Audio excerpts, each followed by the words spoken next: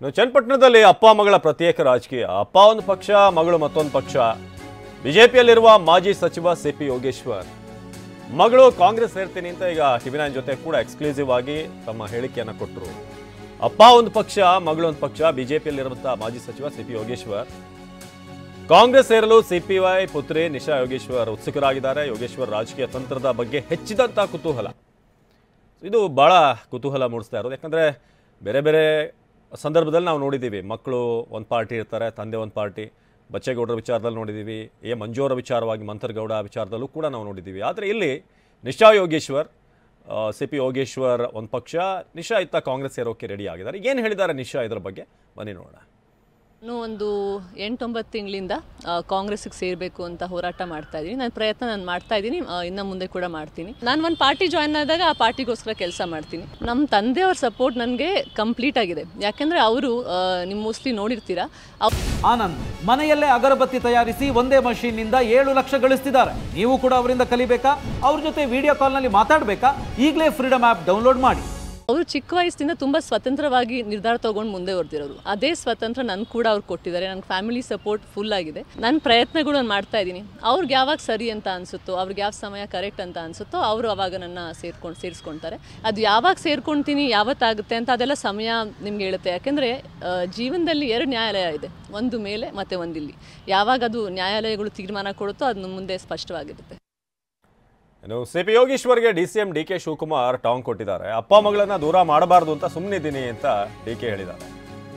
ಯೋಗೇಶ್ವರ್ಗೆ DCM DK Shivakumar ಟಾಂಗ್. ನಿಶಾ ಯೋಗೇಶ್ವರ್ ಕಾಂಗ್ರೆಸ್ ಸೇರೋದಾಗಿ ಹೇಳಿದ್ದಾಳೆ. ನನ್ನ ಹಾಗೂ ಡಿಕೆ ಸುರೇಶನ್ನ ನಿಶಾ ಭೇಟಿಯಾಗಿದ್ದಾರೆ. ಪಾಪ ಧೈರ್ಯವಂತ ಹೆಣ್ಣು ಮಗಳು ಏನೋ ನಿರ್ಧಾರ ಮಾಡಿದ್ದಾಳೆ, ಆದರೆ ಆಕೆಗೆ ಸಿಪಿ ಯೋಗೇಶ್ವರ್ ಮದುವೆ ಮಾಡಬೇಕು ಅಂತ ಹೇಳಿದ್ದಾರೆ. ಅಕ್ಷತೆ ಕಾಳು ಹಾಕಬೇಕು, ಹಾಲೆರಿಬೇಕಲ್ವಾ, ಇಬ್ಬರನ್ನ ದೂರ ಮಾಡಬಾರ್ದು ಅಂತ ನಾನು ಸುಮ್ಮನಿದ್ದೀನಿ ಅಂತ ಹೇಳಿದ್ದಾರೆ. ಯಾಕಂದ್ರೆ ನಾಳೆ ಜನ ನನ್ನನ್ನು ಪ್ರಶ್ನೆ ಮಾಡ್ತಾರೆ ಅಂತ ಡಿಕೆ ಅವರ ಮಾತು.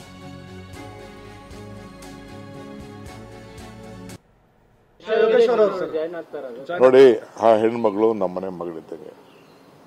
I like her. ಆಕೆ ಹೆಣ್ಮಗಳು ಪಾಪ ನನ್ನ ಹತ್ರ ಬಂದಿದ್ರು. ನನಗೆ ಪಾಪ ತಾಯಿದು ಪಾಪ ಪೊಲಿಟಿಕಲಿ ಫ್ಯಾಮಿಲಿ ಇಶ್ಯೂಸ್ ಇದೆ, ನನಗೆ ಗೊತ್ತಿದೆ. ಅವ್ರ ತಾಯಿನೂ ನನಗೆ ಗೊತ್ತಿದೆ ಪಾಪ ಹೆಣ್ಮಗಳು. ಸೊ ಆ ಹೆಣ್ಮಗಳು ರಕ್ಷಣೆ ಇಲ್ಲ. ನನ್ನ ತಂದೆ ಸ್ಥಾನದಲ್ಲಿ ಸ್ವೀಕಾರ ಮಾಡಬೇಕು ಅಂತ ಕೇಳೋದು. ನನಗೇನಂತಂದ್ರೆ, ರಾಜಕಾರಣಕ್ಕೋಸ್ಕರ ತಂದೆ ಮಗಳನ್ನ ಬೇರೆ ಮಾಡೋದು ಸರಿ ಇಲ್ಲ. ಮದುವೆ ಮಾಡಬೇಕು, ಹಾಲು ತುಪ್ಪ ಹಾಕಬೇಕು, ಇದನ್ನ ಅಕ್ಷತೆ ಹಾಕಬೇಕು. ತಂದೆ ಸ್ಥಾನದಲ್ಲಿ ತಂದೆ ಮಾಡೋದು ಸೂಕ್ತ. ಅದು ನನಗೆ ರಾಜಕಾರಣದಲ್ಲಿ ತಂದೆ ಮಗಳನ್ನ ಬೇರೆ ಮಾಡೋದು ನನಗೆ ಇಷ್ಟ ಆಗಲಿಲ್ಲ. ಪಾಪ ಬಂದು ಕೇಳ್ಕೊಂಡ್ಲು, ಅವ್ರ ನೋವು, ಅವ್ರ ಫ್ಯಾಮಿಲಿ ಇಶ್ಯೂಸ್ ಎಲ್ಲ ಬಂದು. ಹಾಲು ತುಪ್ಪ ಅಂದ್ರೆ ಇದಾಗ್ತಾರಲ್ಲ, ಹಾಲು ಹರಿಯೋದು ಇಲ್ಲ, ಅದನ್ನೆಲ್ಲ ಇರ್ತದೆ. ಅವರ ನಮ್ಮ ಹಿಂದೂ ಧರ್ಮದಲ್ಲಿ ಒಂದು ಪದ್ಧತಿ ಇದೆ. ನಾನು ರಾಜಕಾರಣದಲ್ಲಿ ಓಕೆ ಫೈನ್, ರಾಜಕಾರಣದಲ್ಲಿ ಆಕೆಗೆ ಸ್ವತಂತ್ರ ಹಕ್ಕಿದೆ. ಯಾವ ಪಾರ್ಟಿಗೆ ಬೇಕಾದ್ರೂ ಸೇರ್ಬೋದು, ಏನ್ ಮಾಡ್ಬೋದು. She is N Young woman, matured woman, intelligent woman ಎಲ್ಲ ಇದೆ. ನನಗೇನಪ್ಪ, ರಾಜಕಾರಣಕ್ಕೋಸ್ಕರ ತಂದೆ ಮಗಳನ್ನೇ ಬೇರೆ ಮಾಡ್ಬಿಟ್ರು ಅಂತ ಒಂದು ಕೆಟ್ಟ ಹೆಸರು ತಗೊಳಕ್ಕೆ ನನಗಿಷ್ಟ ಇಲ್ಲ. ಅಲ್ಲಿ ಲೋಕಲ್ ಎಲ್ಲ ಬಿಜೆಪಿ ಕಾರ್ಯಕರ್ತರೆ, ಅಲ್ಲಿರೋಂಥ ಯೋಗೇಶ್ ಜೊತೆ ಇರೋಂಥ ಬಿಜೆಪಿ ಕಾರ್ಯಕರ್ತರೆ ನೀನು ಕಾಂಗ್ರೆಸ್ ಸೇರ್ಲೇಬೇಕು ಅಂತೇಳಿ ಬಹಳ ದುಂಬಾಲಕ್ಕಿ ಪಾಪ ಹೆಣ್ಮಗಳಿಗೆ ಹೇಳ್ತಾ ಇದ್ದಾರೆ, ಅಡ್ವೈಸ್ ಮಾಡ್ತಾರೆ. ಅವಳು ನನ್ನ ಬ್ರದರ್ನೂ ಮೀಟ್ ಮಾಡಿದ್ದಾರೆ, ನನ್ನೂ ಮೀಟ್ ಮಾಡಿದ್ದಾರೆ. ನನ್ನ ತಂದೆ ಮಗಳು ಸರೋಗ್ಬೋದು ಅನ್ನೋ ದೃಷ್ಟಿಯಿಂದ ನಾನು ಬಹಳ ತಾಳ್ಮೆಯಿಂದ ಇದ್ದೀನಿ.